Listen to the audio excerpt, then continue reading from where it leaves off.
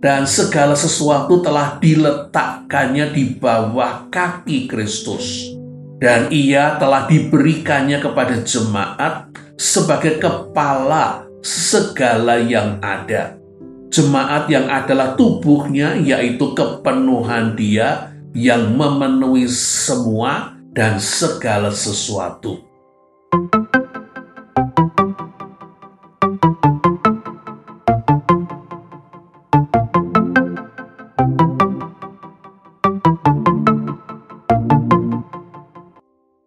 Shalom Bapak Ibu, Saudara-saudari, selamat bertemu kembali bersama dengan saya dalam seri Walking with God, masih tentang Rasul Paulus. Saya mengajak Ibu Bapak, Saudara-saudari untuk memperhatikan gambaran Rasul Paulus tentang gereja laksana tubuh Kristus. Mari sebelumnya saya ajak untuk berdoa terlebih dahulu. Ya Tuhan, Tuhan kami, Tuhan yang menjadi kepala, pemimpin, dan raja kami, Tuhan yang kami kenal, kami sembah di dalam diri Tuhan Yesus Kristus. Terima kasih untuk segala sesuatu yang sudah boleh kami terima, kami lakukan, bahkan juga yang kami alami. Sekali lagi Tuhan, kami datang memohon pertolongan Roh Kudus di dalam kami merenungkan firman Tuhan, supaya kami dibukakan hati pikiran kami, diberi pewahyuan, hikmat, bahkan iman. Tolonglah Allah yang menjadi perantaraan firman, layakkan, kuduskan, dan mampukanlah Ia berkata-kata seturut dengan kehendak Tuhan, tetapi juga agar kata-katanya dapat kami ikuti dan kami mengerti. Mari Tuhan berfirmanlah, ajarilah kami tentang kebenaran Tuhan. Di dalam nama Tuhan Yesus Kristus, Sang Firman yang sudah menjadi Sang Manusia, kami berdoa dan memohon. Terima kasih. Amin. Mari kita membaca dari surat 1 Korintus pasal yang ke-12. 1 Korintus 12 ayat 12 sampai dengan 26 yang dituliskan demikian. Karena sama seperti tubuh itu satu dan anggota-anggotanya banyak, dan segala anggota itu sekalipun banyak merupakan satu tubuh. Demikian pula Kristus. Sebab dalam satu roh kita semua, baik orang Yahudi maupun orang Yunani, baik budak maupun orang merdeka, telah dibaptis menjadi satu tubuh, dan kita semua diberi minum dari satu roh. Karena tubuh juga tidak terdiri dari satu anggota, tetapi atas banyak anggota. Andai kata kaki berkata, karena aku bukan tangan, aku tidak termasuk tubuh, jadi benarkah ia tidak termasuk tubuh? Dan andai kata telinga berkata, karena aku bukan mata, aku tidak termasuk tubuh, jadi benarkah ia tidak termasuk tubuh? Andai kata tubuh seluruhnya adalah mata, di manakah pendengaran? Andai kata seluruhnya adalah telinga, di manakah penciuman? Tetapi Allah telah memberikan kepada anggota masing-masing secara khusus suatu tempat pada tubuh seperti yang dikehendakinya. Andai kata semuanya adalah satu anggota, di manakah tubuh? Memang ada banyak anggota, tetapi hanya satu tubuh. Jadi mata tidak dapat berkata kepada tangan, aku tidak membutuhkan engkau. Dan kepala tidak dapat berkata kepada kaki, aku tidak membutuhkan engkau. Malahan justru anggota-anggota tubuh yang nampaknya paling lemah, yang paling dibutuhkan. Dan kepada anggota-anggota tubuh yang menurut pandangan kita kurang terhormat, kita berikan penghormatan khusus, dan terhadap anggota-anggota kita yang tidak elok, kita berikan perhatian khusus. Hal itu tidak dibutuhkan oleh anggota-anggota kita yang elok. Allah telah menyusun tubuh kita begitu rupa, sehingga kepada anggota-anggota yang tidak mulia diberikan penghormatan khusus, supaya jangan terjadi perpecahan dalam tubuh, tetapi supaya anggota-anggota yang berbeda itu saling memperhatikan. Karena itu jika satu anggota menderita, semua anggota turut menderita. Jika satu anggota dihormati, semua anggota turut bersukacita. Ibu, bapak, saudara-saudari yang dikasihi oleh Tuhan Yesus Kristus, doa Tuhan Yesus pada malam sebelum Tuhan Yesus ditangkap yang dituliskan di dalam Yohanes pasal yang ke-17 ayat yang ke-11 berbunyi demikian, "Dan aku tidak lagi di dalam dunia, tetapi mereka masih ada di dalam dunia. Dan aku datang kepadamu, ya Bapa yang kudus, peliharalah mereka dalam namamu, yaitu namamu yang telah engkau berikan kepadaku, supaya mereka menjadi satu sama seperti kita." Ayat berikutnya, "Dan bukan untuk mereka ini saja aku berdoa, tetapi juga untuk orang-orang yang percaya kepadaku oleh pemberitaan mereka, supaya mereka semua menjadi satu, sama seperti engkau, ya Bapa, di dalam aku, dan aku di dalam engkau, agar mereka juga di dalam kita, supaya dunia percaya engkaulah yang telah mengutus aku." Yohanes pasal yang ke-17 ayat 20 dan 21. Kristus mendoakan supaya orang-orang percaya miliknya, gerejanya, menjadi satu. Pasti bukan satu secara organisatoris, organisasi, tetapi satu di dalam Tuhan, satu dalam iman, satu baptisan.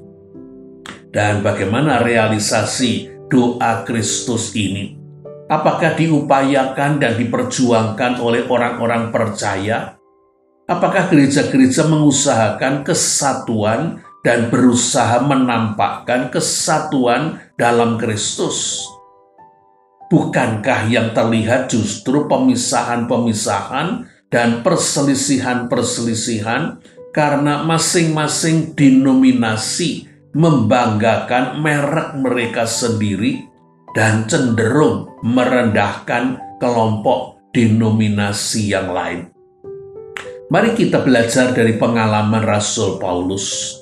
Di zaman Rasul Paulus, di jemaat Korintus, sudah muncul kelompok-kelompok dan golongan-golongan yang didasarkan atas tokoh favorit masing-masing.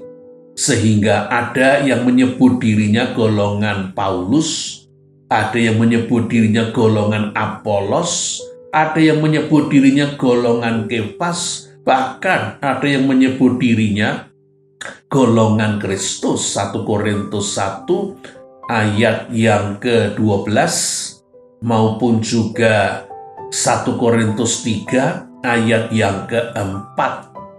Sedangkan di jemaat Galatia, Rasul Paulus menemukan bahwa orang-orang Kristen Yahudi yang bersunat merendahkan orang-orang Kristen bukan Yahudi yang tidak bersunat. Galatia pasal yang kedua ayat yang ke-12. Lebih lanjut, Rasul Paulus menjumpai orang-orang percaya yang memegangi keyakinan mereka sendiri dan sepertinya memisahkan diri dari saudara-saudara yang lain yang tidak memegangi hal yang sama dengan mereka, dan seringkali disertai dengan sikap menghina ataupun menghakimi terhadap kelompok yang berbeda dengan mereka. Kita menjumpai masalah bersunat atau tidak bersunat, makan segala makanan ataupun hanya makan makanan tertentu. Kelompok yang menganggap semua hari sama, atau kelompok yang menganggap hari-hari tertentu lebih penting daripada hari-hari yang lain.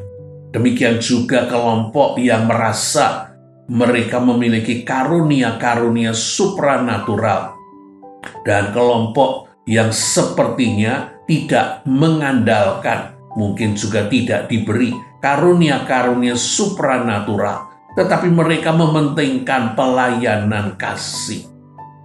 Bagaimana pengajaran Rasul Paulus?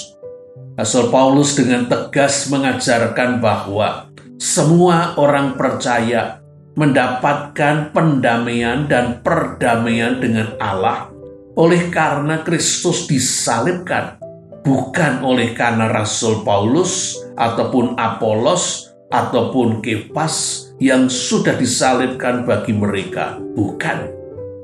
Itulah sebabnya orang-orang percaya dibaptiskan dalam nama Kristus. 1 Korintus 1 ayat yang ke-13, dan bukan dalam nama yang lain siapapun itu.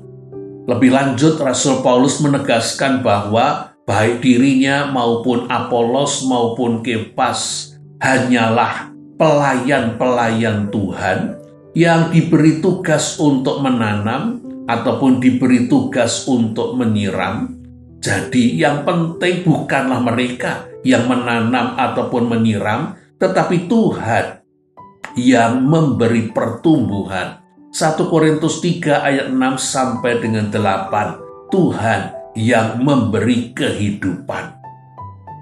Di dalam rangka memikirkan keadaan gereja yang terdiri dari kelompok-kelompok yang masing-masing mementingkan kelompok mereka sendiri, membanggakan kelompok mereka sendiri, dan kurang menghargai kelompok yang lain, maka Rasul Paulus menemukan sebuah gambar yang tepat untuk menjelaskan tentang keberadaan anggota jemaat, kelompok-kelompok yang ada di dalam gereja. Dan gambar yang ditemukan oleh Rasul Paulus adalah gambar tubuh manusia.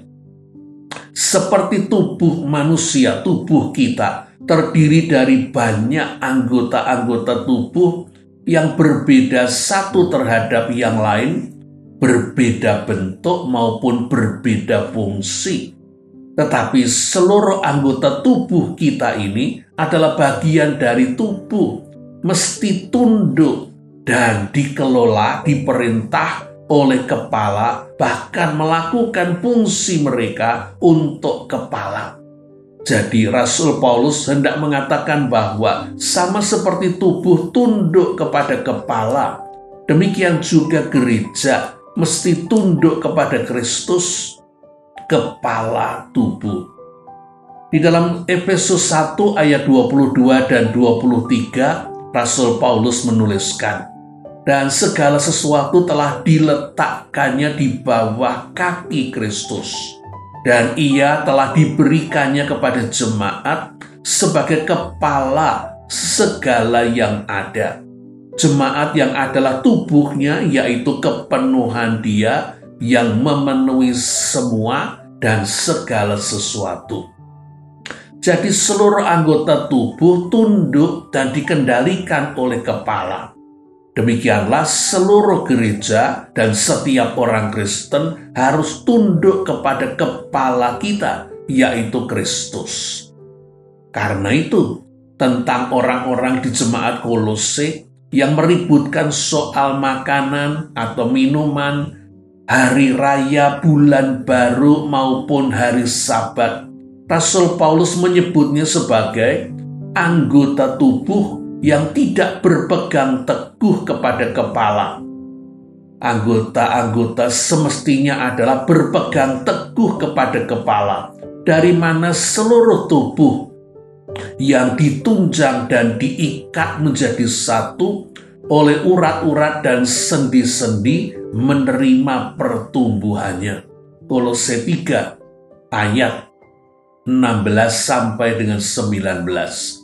Anggota jemaat yang tidak tunduk kepada Kristus adalah seperti anggota tubuh yang sudah menjadi sel-sel liar, tumor ataupun kanker, yang tidak bisa dikendalikan oleh kepala. Oleh karena itu sebaiknya dipotong, dioperasi dan dibuang sebelum merusakkan bagian-bagian tubuh yang lain. Gambaran tentang gereja seperti tubuh juga dipakai oleh Rasul Paulus untuk menggambarkan ikatan dan hubungan sesama anggota gereja, sesama orang percaya, terkait satu sama lain di dalam gereja. Seperti tubuh yang terdiri dari bermacam-macam anggota yang berbeda-beda bentuk maupun fungsinya, tetapi satu tubuh. Demikian juga anggota-anggota gereja yang berbeda-beda, bahkan unit-unit yang ada di dalam gereja yang berbeda satu dengan yang lain, seharusnya lah mereka merupakan partner, bagian, rekan dalam satu tim dengan anggota-anggota yang lain, unit-unit yang lain di dalam tubuh, bukan musuh dan bukan saingan. Semua anggota tubuh yang bermacam-macam dan berbeda-beda itu harus tunduk kepada kepala dan melakukan kehendak kepala.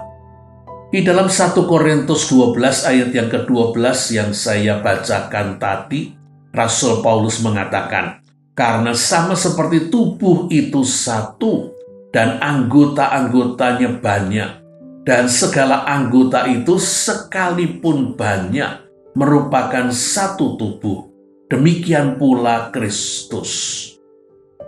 Di dalam 1 Korintus 12 ayat yang ke-13, sebab dalam satu roh kita semua, baik orang Yahudi maupun orang Yunani, baik budak maupun orang merdeka, telah dibaptis menjadi satu tubuh, dan kita semua diberi minum dari satu roh. Sebab tubuh juga tidak terdiri dari satu anggota, tetapi banyak anggota. Ayat 14 dari 1 Korintus 12. Memang ada banyak anggota, tetapi hanya satu tubuh. 1 Korintus 12 ayat yang ke-20. Kita semua adalah tubuh Kristus, dan kamu masing-masing adalah anggotanya. 1 Korintus 12 ayat yang ke-27. Kita adalah bagian dari tubuh. Saudara-saudara kita yang lain yang percaya kepada Kristus dan hidup berlandaskan Alkitab juga merupakan bagian dari gereja, bagian dari Kristus. Oleh karena itu kita terpanggil untuk berfungsi bersama dan bekerja sama dan bukan bersaing satu terhadap yang lain. Tugas kita adalah untuk melakukan kehendak Kristus, melakukan kehendak kepala, dan itu tidak mungkin hanya dilakukan oleh satu anggota tubuh, tidak mungkin dilakukan oleh bagian tubuh tertentu saja. Dibutuhkan seluruh anggota-anggota berperan bersama, bekerja bersama, berelasi bersama. Karena itu Rasul Paulus juga menambahkan, bagian-bagian tubuh yang sepertinya tidak elok mesti diberi penghormatan khusus. Bagian yang nampaknya tidak elok seringkali justru merupakan bagian yang penting. Tuhan sudah menempatkan tubuh sedemikian rupa supaya tidak terjadi perpecahan. Demikian juga seharusnya dalam kehidupan gereja. Tidak boleh terjadi perpecahan jikalau seluruh anggota gereja, unit, kelompok, golongan yang ada dalam gereja tunduk dan patuh terhadap kepala, yaitu Kristus. Karena itu Rasul Paulus mengatakan, di dalam tubuh yang sehat masing-masing anggota harus berfungsi sesuai dengan posisi dan porsi masing-masing untuk kepentingan kepala, untuk kepentingan bersama. Oleh karena itu setiap anggota tubuh harus bekerja sama. Tidak bisa hanya sebagian, tidak bisa hanya sendirian. Sesungguhnya setiap anggota tubuh saling membutuhkan, bahkan bergantung satu dengan yang lainnya. Jadi mata tidak dapat berkata kepada tangan, "Aku tidak membutuhkan engkau." Bagaimana jikalau mata ingin mengambil sesuatu, jikalau tidak dengan pertolongan tangan? Dan kepala tidak dapat berkata kepada kaki, "Aku tidak membutuhkan engkau." Bagaimana kepala bisa berpindah tempat jikalau tidak dengan pertolongan kaki? Justru anggota-anggota yang lemah diberi perhatian khusus supaya tidak terjadi perpecahan. Rasul Paulus memberikan nasihat yang sekaligus merupakan perintah. Menghadapi kenyataan anggota-anggota jemaat maupun kelompok-kelompok yang memiliki perbedaan dalam hal-hal tertentu dan masing-masing mengutamakan pilihannya, sikapnya. Di dalam surat Roma, Rasul Paulus memberikan nasihat dan sekaligus perintahnya. Ada 3. Yang pertama adalah Roma 14 ayat 1. Terimalah orang yang lemah imannya tanpa mempercakapkan pendapatnya. Jikalau yang seorang yakin ia boleh makan segala jenis makanan, tetapi orang yang lemah imannya hanya makan sayur-sayuran saja.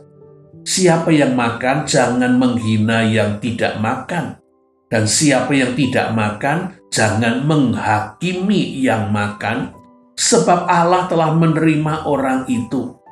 Siapakah kamu sehingga kamu menghakimi hamba orang lain? Entahkah dia berdiri, entahkah ia jatuh, itu adalah urusan tuannya sendiri. Tetapi ia akan tetap berdiri, karena Tuhan berkuasa menjaga dia terus berdiri. Roma 14 ayat 2 sampai dengan 4. Setiap anggota jemaat adalah hamba Kristus dan bukan hamba masing-masing, bukan hamba kita. Karena itu bukan hak kita untuk mengurusi dalam artian negatif, menghina dan menghakimi. Bagian kita adalah untuk membangun, bagian kita adalah untuk menolong, bagian kita adalah untuk bekerja sama. Sekali lagi, di dalam Roma 14 ayat yang ke-10, Rasul Paulus mempertanyakan mereka yang seringkali membanggakan keberadaannya sendiri, tetapi dengan merendahkan kelompok yang lain. Tetapi engkau, mengapakah engkau menghakimi saudaramu? Atau mengapakah engkau menghina saudaramu? Yang seorang menganggap hari yang satu lebih penting dari hari yang lain, tetapi yang lain menganggap semua hari sama saja. Hendaklah tiap-tiap orang benar-benar yakin dalam hatinya sendiri. Siapa yang berpegang pada hari tertentu, ia melakukannya untuk Tuhan. Siapa yang makan, ia melakukannya untuk Tuhan, sebab ia mengucap syukur kepada Allah. Dan siapa tidak makan, ia melakukannya untuk Tuhan, ia juga mengucap syukur kepada Allah. Manusia berbeda, bahkan anak-anak dalam satu keluarga pun berbeda. Kepribadian mereka berbeda, selera mereka berbeda. Demikian juga anggota jemaat, mereka memiliki pilihan yang berbeda-beda. Tetapi jikalau pilihan itu dilakukan untuk Tuhan, apa hak kita dan apa hak saudara kita untuk menghina dan menghakimi? Itu urusan Sang Tuhan. Rasul Paulus mengajak setiap orang percaya memiliki sikap kritis, tetapi sekaligus juga bertanggung jawab atas pilihan pribadinya, sehingga itu akan membuat ia berbeda dengan saudara lain yang memilih sesuatu pilihan yang lain. Karena itu Rasul Paulus memberikan nasihat dan sekaligus perintahnya. Berpeganglah pada keyakinan yang engkau miliki itu bagi dirimu sendiri di hadapan Allah. Berbahagialah dia yang tidak menghukum dirinya sendiri dalam apa yang dianggapnya baik untuk dilakukannya. Roma 14 ayat 22. Jikalau seseorang memilih untuk tidak makan sesuatu untuk Tuhan, mungkin karena makanan itu dianggap sudah dicemarkan untuk berhala. Bukankah itu pilihan untuk Tuhan? Sehingga jikalau saudara yang lain kemudian mengkritik, menghina, menganggap lemah iman karena tidak berani makan segalanya, ya biar aja orang lain, saudara kita memiliki pilihan yang lain. Kita berhak memilih. Dan pilihan kita ini kita pertanggungjawabkan di hadapan Tuhan. Itu yang kedua. Dan yang ketiga, nasihat dan perintah dari Rasul Paulus adalah kita yang kuat wajib menanggung kelemahan orang yang tidak kuat. Dan jangan mencari kesenangan sendiri. Setiap orang di antara kita harus mencari kesenangan sesama kita demi kebaikannya untuk membangunnya. Roma 15 ayat 1 dan 2. Dalam rangka ini, bila perlu supaya saudara kita tidak tersandung, walaupun mungkin kita memakan segala. Tetapi jikalau ia berkeberatan dengan apa yang kita makan, sebaiknya kita tidak usah makan dan tidak makan di hadapannya, supaya ia tidak terganggu, supaya ia tidak tersandung. Dengan demikian kita menjadi berguna bagi dia, bukan menjadi batu sandungan bagi dia. Itulah 3 nasihat sekaligus perintah yang diberikan oleh Rasul Paulus. Dan mari kita melihat keadaan kondisi kehidupan gereja masa kini. Apakah gereja masa kini juga sama dengan orang-orang Kristen pada masa-masa yang lalu? Bagaimana sikap para anggota jemaat masa kini? Apakah lebih berusaha menghayati kesatuan iman dalam Kristus dan Alkitab, ataukah lebih mengagung-agungkan dogma dan doktrin gerejanya, denominasinya, dan secara terus terang atau tersamar merendahkan doktrin atau dogma gereja, kelompok denominasi yang tidak seasas? Dennis Kinslow mengutip pendapat dosen perjanjian baru di Princeton Theological Seminary, Dr. Otto Piper, yang mengatakan, orang muda, kalian tahu banyak orang berpendapat bahwa Luther dan Calvin telah menghasilkan reformasi. Tetapi itu bukan Luther dan Calvin. Yang terjadi adalah ketika Luther membaca kitab Galatia, ia mendengar, maksudnya firman Tuhan, dan ketika ia mendengar, firman itu meledak di dalam dirinya. Sedemikian rupa mempengaruhi Luther. Dan ketika kebenaran dalam kitab Galatia meledak di dalam dirinya Luther, maka mau tak mau ia harus menyampaikannya kepada orang lain. Hal serupa terjadi atas Calvin.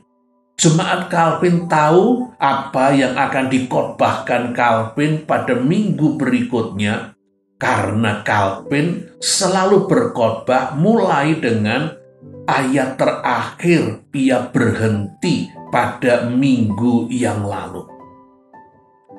Calvin membaca Alkitab, Luther membaca Alkitab, dan mereka dipengaruhi oleh apa yang mereka baca.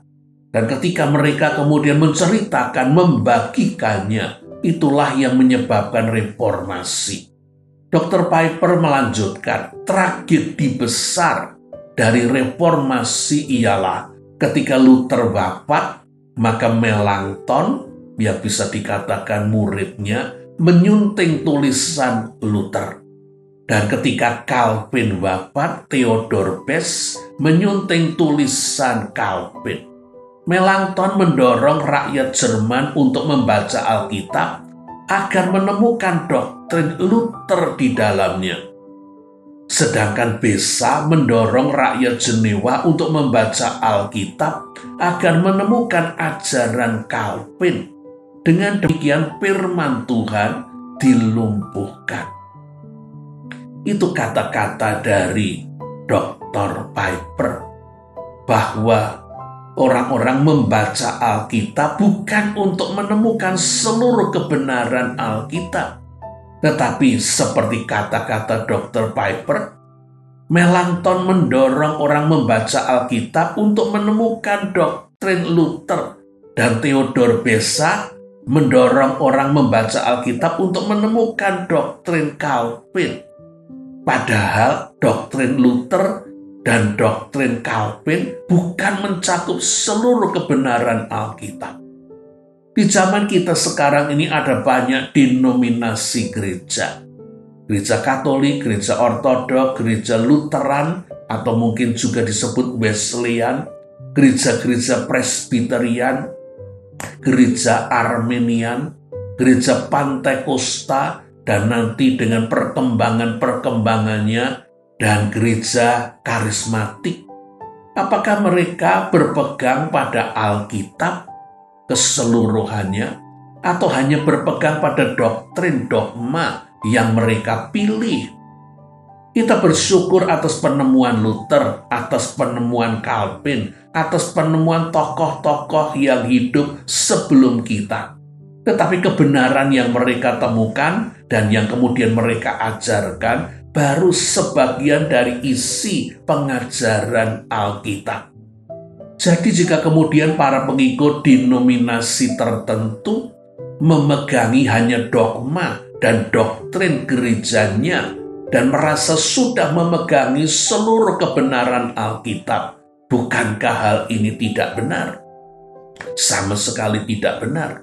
Demikian juga bila ada pengikut dari denominasi tertentu menyatakan bahwa denominasi mereka adalah yang terbaik, mungkin juga tidak terus terang, tetapi sebetulnya hatinya, kebanggaannya demikian, dan kemudian meremehkan, merendahkan, dan menolak kebenaran ajaran denominasi yang lain dengan mengatakan tidak seasas.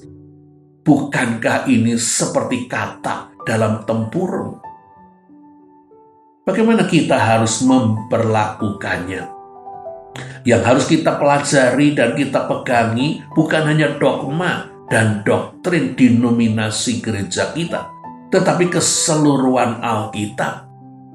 Saya berharap pendapat saya ini salah, tetapi saya mengamati di banyak gereja, kegiatan pemahaman Alkitab, kegiatan penggalian Alkitab, belajar tentang Alkitab, hanya sedikit peminatnya.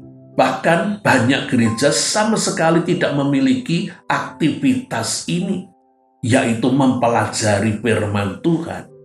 Mungkin dianggap tidak penting, atau mungkin hanya dianggap buang-buang waktu saja. Dan kita akan segera tahu hasilnya. Anggota jemaat yang tidak membaca Alkitab, anggota jemaat yang tidak mempelajari Alkitab, sesungguhnya hanya tahu sedikit. Tetapi seringkali yang tahu sedikit bersikap sok tahu, sepertinya sudah pinter keblinger.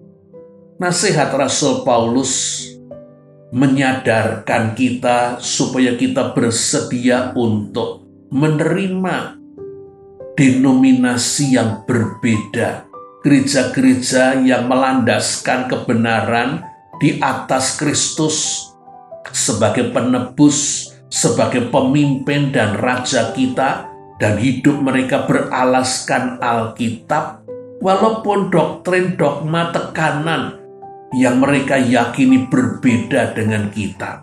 Mereka adalah saudara-saudara satu tubuh di dalam Kristus. Para pemimpin gereja perlu menyadari bahwa mereka hanyalah pelayan-pelayan Kristus dan meminjam sebuah moto yang kita seringkali membaca di dalam bis-bis kota. Sesama bis kota dilarang saling mendahului. Mungkin bisa saya ganti, sesama pelayan Tuhan dilarang saling mendahului. Sesama pelayan Tuhan dilarang saling merendahkan. Sesama pelayan Tuhan dilarang saling menghina. Sesama pelayan Tuhan dilarang saling menghakimi. Bahkan Paulus menceritakan supaya kita saling menerima dengan tidak mempersoalkan pendapatnya. Terimalah dia sebagai saudara di dalam Tuhan. Kristus sudah mati untuk dia, dan Kristus mengasihi dia walaupun kita tidak cocok dengan pendapatnya, walaupun kita anggap dogmanya tidak seperti yang kita yakini. Di dalam sebuah cerita tentang anak-anak muda dalam sebuah gereja Silbury Christian Church, ketika mereka mempelajari tentang Yohanes 13, Yesus membasuh kaki murid-muridnya, lalu pendeta muda yang mengasuh anak-anak muda ini, Dave Stone, menugasi mereka untuk melakukan karya nyata. Mereka dibagi dalam beberapa kelompok dalam waktu 2 jam, ditugasi untuk pergi ke tengah-tengah orang banyak dan mempraktekkan apa yang mereka anggap seperti Yesus membasuh kaki murid-muridnya. Dan sesudah 2 jam, anak-anak muda ini kemudian berkumpul di ruang tamu rumah pendeta Stone. Dan satu kelompok mengatakan mereka menolong seorang laki-laki tua membersihkan halaman rumahnya. Kelompok yang lain mengatakan mereka membeli es krim dan diberikan kepada para wanita tua. Kelompok yang lain mengatakan mereka mengunjungi rumah sakit dan mereka menyanyikan nyanyian, walaupun itu bulan Agustus, nyanyian Natal seolah-olah Christmas Carol. Dan ada yang sangat terharu dan mengatakan ini Natal yang terbaik walaupun itu bulan Agustus. Dan salah satu kelompok kesulitan untuk menemukan mereka akan berbuat apa. Lalu mereka datang kepada pendeta gereja yang menjadi saingan gereja Silbury Christian Church, yaitu gereja Silbury Baptist. Mereka bertanya kepada pendetanya dan kemudian diberitahu ada seorang ibu tua yang biasanya membutuhkan pertolongan untuk merapikan kebunnya. Lalu anak-anak muda ini pergi ke sana dan mereka membersihkan kebun, memotongi yang sudah tinggi, mencabuti rumput, menyapu halaman, dan sesudah 2 jam mereka akan berpamitan. Lalu ibu tua itu memanggil mereka untuk berterima kasih sambil dia berkata, "Saya tidak tahu bagaimana saya dapat mengerjakan semuanya itu tanpa kalian. Kalian anak-anak dari Silbury Baptist selalu datang untuk menolong saya."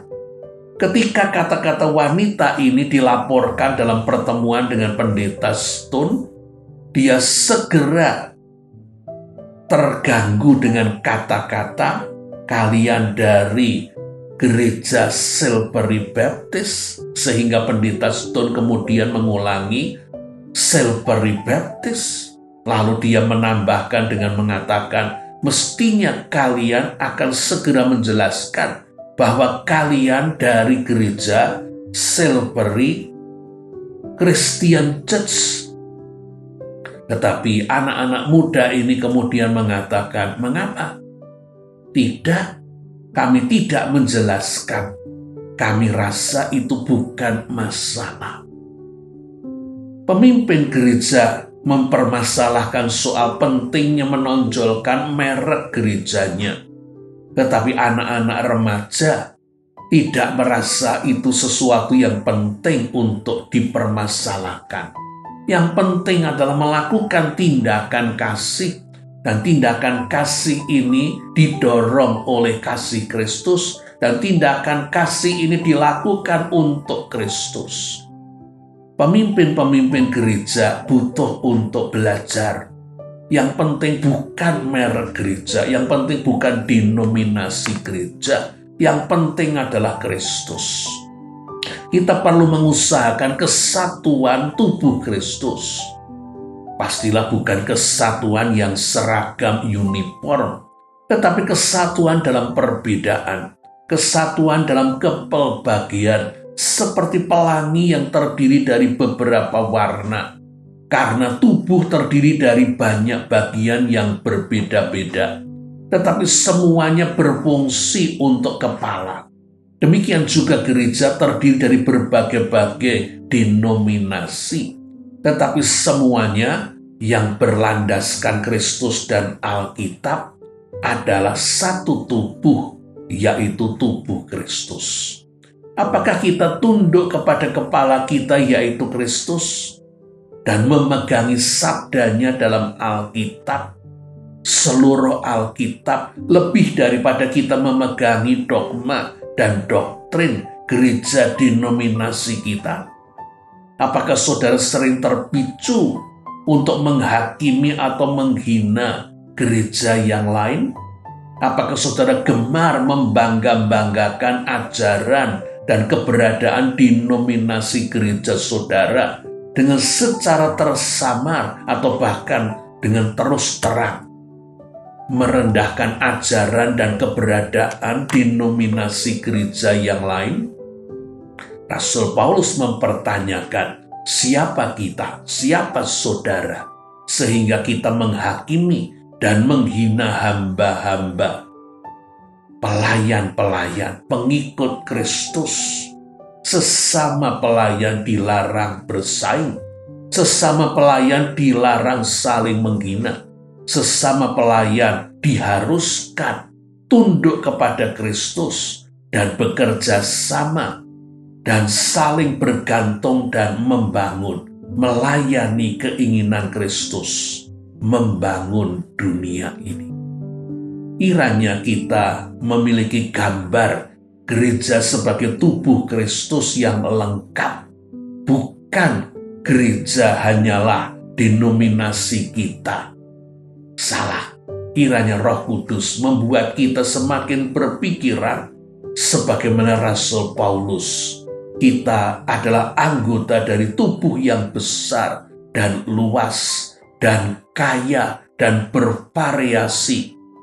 Dan sesungguhnya bila seluruh potensinya dapat dipadukan, digabungkan, dan bekerja sama, gereja merupakan kekuatan yang luar biasa.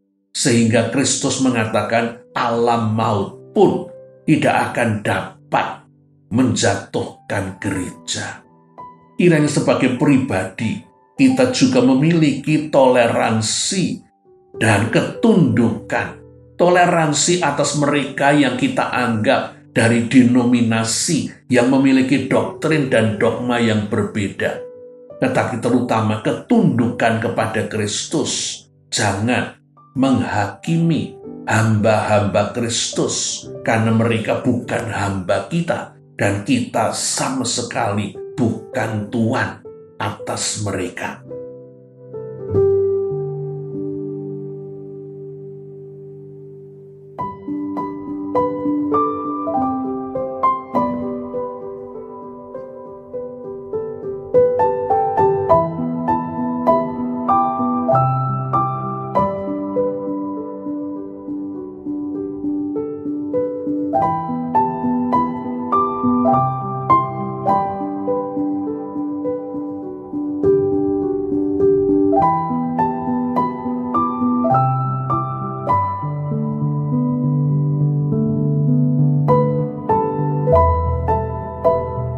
Kiranya Roh Kudus mengikatkan kita menjadi satu ikatan yang kuat.